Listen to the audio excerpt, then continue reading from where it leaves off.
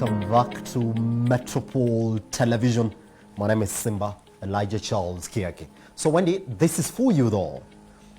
Today, we have a guest in the studio that I'm going to introduce shortly. But Wendy, the name is Onesha Technologies. You got that, Wendy? Thank you very much. Anyway, all right, so this morning we want to talk about social media advertising. And everybody will mention about advertising as it being one of the core areas in which you need to invest in your business. Now, the World Bank report 2015 on the state of SMEs in the country, they said most of SMEs in Kenya, other than lacking capital, is that they don't invest much in advertising. They said that most entrepreneurs will look at their business products as the only way in which that they advertise themselves. And they said that this was among the various reasons in which SMEs in Kenya were getting that hurdle for scaling up. In fact, they say that advertising should form one of the strongest areas in which your businesses are getting channeled in. That's in terms of your finance. And it's true because if you look at the most revenue that is spent in even the 2018-2019 financial year, you'll see that most of the blue chip companies in the country spend billions in terms of advertising. So you ask yourself the question therefore, if you are a startup and you want to get it started, how do you therefore start advertising? And the areas in which are open for you is social media marketing. Now, if you go online right now, you're probably going to run across a post on Twitter, on Facebook from a company called Onesha Technologies. Thing is, they are shouting professionally. You'll find them there advertising their products. You're probably going to meet the business exec, Mr. Nyagaka, talking about their various products. This morning, therefore, we want to know how you are supposed to shout professionally. In the studio, joining me is Mr. Nyagaka from Onesha Technologies. Thank you very much. Thank you, Elijah. For joining us. Here. The second time, isn't it? On time, man. Thank you for the cup of warm water, refreshing. Tough, there was no coffee? No coffee, man. Yeah. Upgrade. Upgrade, isn't it? Yeah. Wow, that's an upgrade, isn't it? It's a downgrade. But good job, good job. Thank you very much. Yeah, good job. But here's the thing.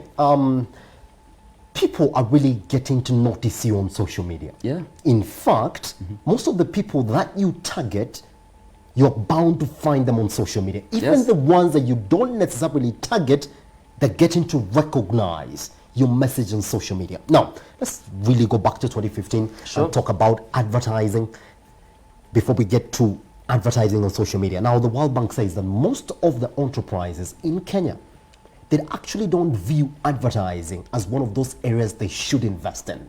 So you find companies with good products, with good business ideas, but then advertising, nobody really knows about them other than the people who've got to taste their product. 100%. How do you think advertising, or what percentage would you therefore give advertising in terms of when it comes to the success of a business? Yeah, interesting question, Elijah. If you look at most companies that have scaled in terms of reaching to people, reaching to markets, and even reaching like countries that are beyond where they operate in, the biggest spending in their budget is advertising. There are three things that make a company to succeed or a product to succeed. One is brand, in terms of how well your brand is known. Yes. Two is your pricing. You know, if you prefer a product that costs 20 Kenya shillings to that of 30 Kenya shillings, obviously you're making a decision based on price. Yes. Third is the range of products and services that you offer. Yes. In terms of, are you able to differentiate the different products that your company offers so that you're able to at least capture different market segments? Yes. So the three things that matter. If you look at brand, the number one factor that I mentioned early on is mostly contributed by how much money you spend on advertising to push your brand to people. Now, in Africa, more so in Kenya, if you look at the segmentation of companies, blue chips, large corporates, medium-sized businesses and small businesses. Medium businesses, they have very good products that can actually compete on a global level, but they don't advertise those products. Yes, you can't afford TV, but now we have social media, which is giving you leverage to at least be on the same level as a blue chip company. You can spend a quarter of what they spend to reach the same amount of people that they reach on TV. Yes. I can tell you for a fact, in 5 or 10 years, watching TV will be like looking at Yellow Pages. Who looks at Yellow Pages anymore? No one. Nobody right? looks at it. That's the power of social media marketing for especially small and medium businesses, because they can actually reach to 1 billion people, to 500 million people with the same budget Yes. that blue chip spend or less. Yes. Yeah. I just want to therefore come to your company on Nesha Technologies. I know that you lead the marketing department, and that means that you really have to figure out a proper advertising strategy Yeah. for the company, which is among your core issues really at Nesha Technologies. Yeah. So talk to me what your plan has been on social media as regards to the people that you target. So if you look at one of the things that we do at Onesha are, one, enabling businesses Yes. and organizations outsource their social media work and design work. Yes. We do that. I think we've spoken through with you before about this. We Yes. partner with various creatives who are skilled in various sectors in social media and creative to enable them at least get paid work. We don't operate as an agency because we believe on bench talent can actually rust. Yes. So we are continuously looking for new people whom we can engage with over time. And under social media marketing specifically, we focus on 3 things that affect social media or how businesses use social media. One is data. For you to communicate effectively on social media, you must understand markets, you must understand customers, understand consumer behavior, and understand how to communicate to them. Yes. For you to be effective in that communication, you need data. You need to be on the computer always. You need to be speaking to people. You need to traveling and getting insight. Yes. That's one. So we travel a lot. My sales team, we travel a lot. Yes. We just came from Machakos the other day. Next week we're going to Kisumu just to get insight on how various businesses in Kenya use social media and how they reach people. Yes. So we collect that data, analyze it, and actually form a marketing strategy for our businesses that we work with. 2 is strategy. You use data to form strategies, right? Yes. You can't do strategy without data. Without data. So we employ a lot of strategy thinking, critical thinking, analytical thinking, problem solving to at least define a strategy that works for our customers. Yes. And even some of the content we put out there on social media, it's actually we don't even charge for that content because we believe in education first. Educate someone, get them to understand what you do, then later on have him as a customer. Yes. 3 is people. We believe in people strongly. People are the one who make everything possible in every business. Yeah. At the end of the day, you're selling to people. That's why you need people in organization to push your message. So those are the 3 things that we look at when you look at social media marketing: data, strategy, people. Yes. Yeah. I know we're going to come on exactly the different strategies that you use to advertise in an emerging platform like WhatsApp now that has Yeah. introduced a new platform for starters, which I see most companies as well are using to really market their products. But just before we get there, if you look at the way in which social media advertising has evolved, social media is normally viewed as an entertainment channel. Yeah. And so when I get on social media, I'm not going to look at people data like you were saying. Do you therefore find yourself that once we get this data, yes, we have to represent it in a way in which suits anybody who's going to look at it? It's not just about this ad. We've got to represent this ad to fit this social media platform, as opposed to an ad that's going on TV or newspaper. So you got to represent it in an entertaining, more like charming way for you to know that, yes, people are going to watch it. Yeah. So if you look at how ads are structured on social media, they're very different on how ads are structured on TV. On TV, you are the one talking, you're the brand talking, you're the boss. That's why you see most ads that actually go on TV. They're structurally professionally. Yes. When was the last time you went to TV and said, "I'm watching an ad"? You've never. You just see it when you're watching a soap opera or a match. You actually wish it's over and done with. Yes. But on social media, if you are crafting ads for people, you said earlier, you go there for entertainment. Yes. Therefore, your content or your creative should be entertaining.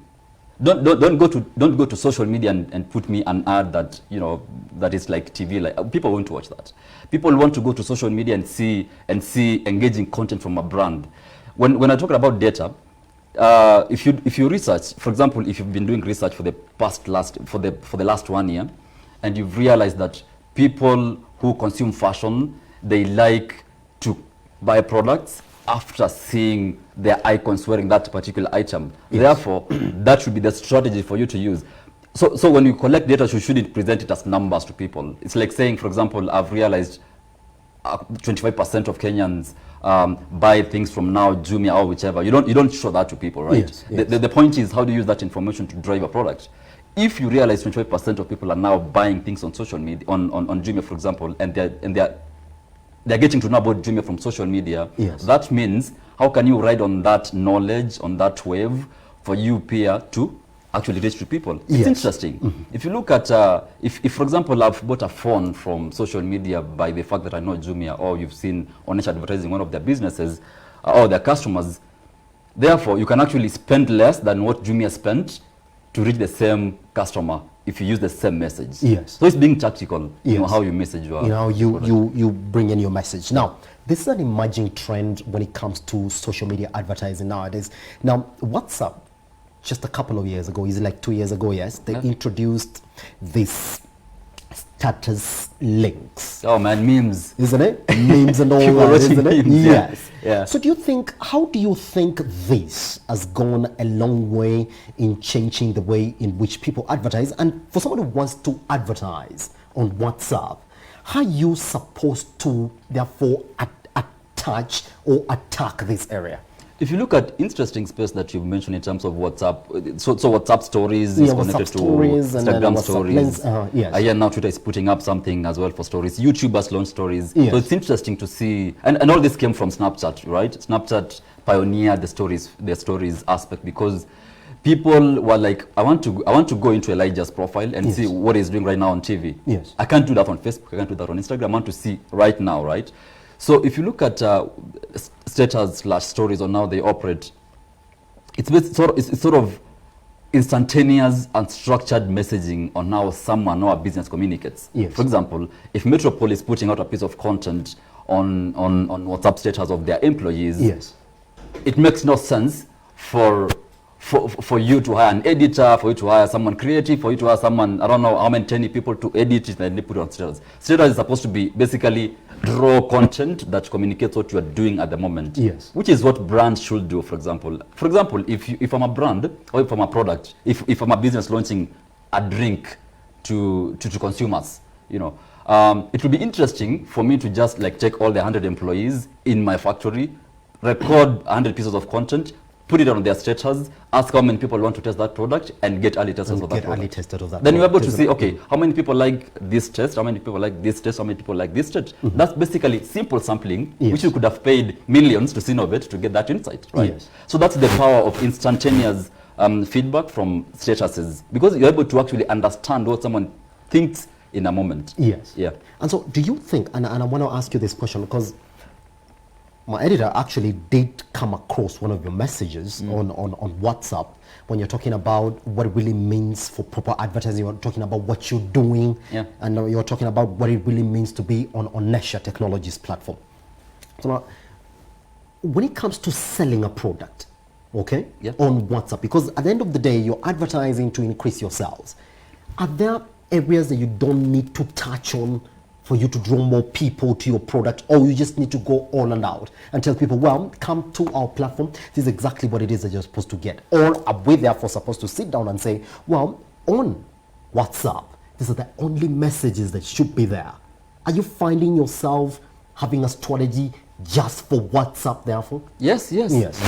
If you look at how these platforms have been structured, each has its own strategy. Whatever you post on LinkedIn can't work on WhatsApp. Yes. Whatever you post on Instagram can't work on Facebook, right?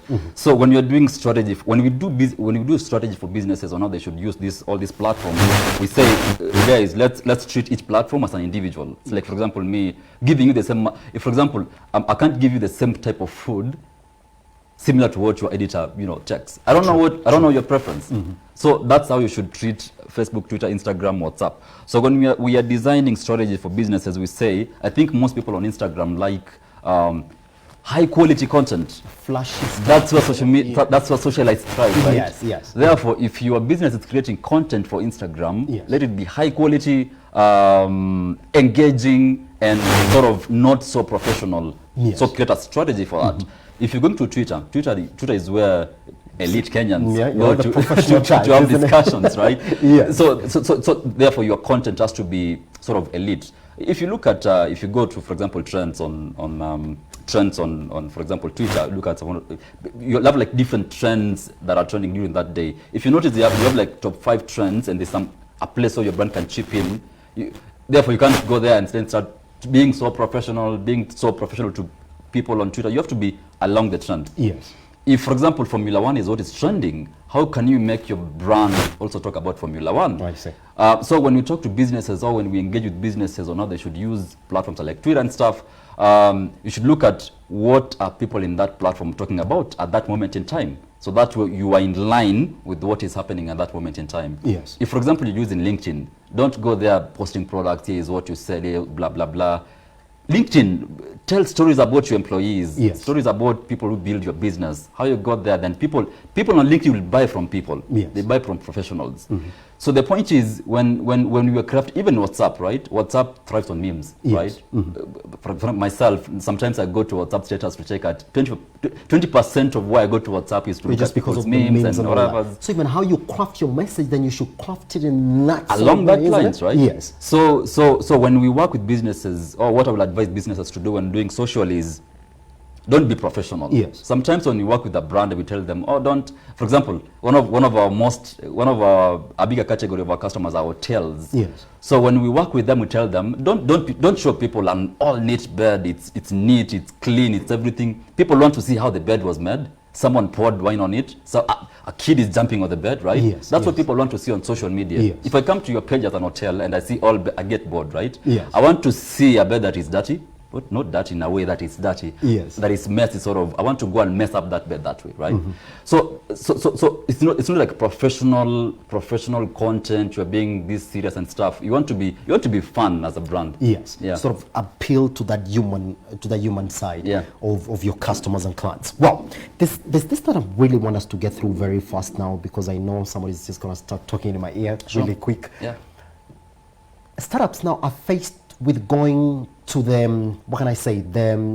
one-way advertising now on social media, where you have to pay for your content to get more views on social media, where you have to sort of, is it called boost your posts, isn't it, on social media now for them to start getting views. Correct. Therefore, until what point do you therefore say, as a startup, I can pay Facebook, I can pay Twitter, I can pay YouTube to actually boost my visibility on all these platforms?